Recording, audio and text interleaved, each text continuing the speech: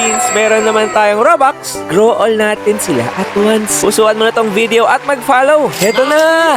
Bagang! Guys, kapasad mo here. Ngayong araw, since malapit na ang update, mamaya, may naisip akong kakaiba. Lahat ng mga prismatic na sobrang dami sa inventory ko ay ilalapag natin with 8 Triceratops method. Titignan natin, guys, kung gaano katindi at gaano kalaki ang mangyayari with multiple master sprinklers. Kaya ano pa hinihintay nyo? Pusuan at mag-follow ka na din. Guys, pa-follow ako dito sa TikTok natin ngayon. Fake Streamer Official. Papuso naman dyan at pa-follow. Excited na akong gumawa ng mga ganitong videos para sa inyo. And guys, ready na ba kayo? Unang-una sa lahat, makikihiram muna tayo ng account ng kaibigan natin. Meron kasi siyang Triceratops para mabuo ang 8 Triceratops natin. At marami siyang sprinklers nga ni. Tutulungan niya tayo para magawa tong misyon. Ayun na! Accept na natin lahat ng mga Tricera niya. Ngayon, isa-isay na natin ang lapag ng mga prismatic, all types na naipon sa inventory natin.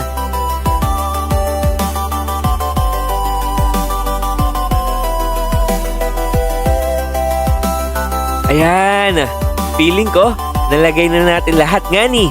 At sasalang na natin ang mga sprinklers. Ayan, ang ganda tignan nga ni. Patubo pa lang pero feeling ko, higante ang lalabas sa iilan dito.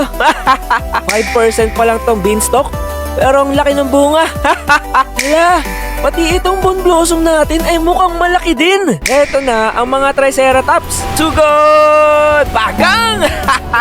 Ang laki ng beanstalk nga ni. Grabe din tong giant pine cone natin. Napakalaki. Ba't ganito? Normal ba yan? Pero may naisip ako. Since meron naman tayong Robux, grow all natin sila at once. Ready ka na? Pusuan mo na tong video at mag-follow. Heto na! Buying 375 grow all plants. Let's go! Bagang! Giant halos lahat. Ngani! Grabe! Ganito pala feeling mag-grow all at once.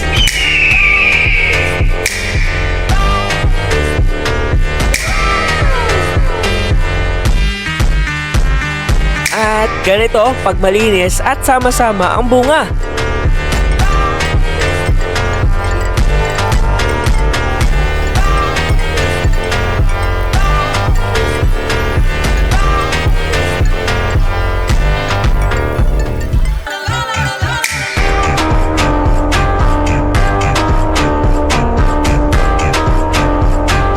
Hanggang dito na lamang kita-kits sa update mamaya. See ya!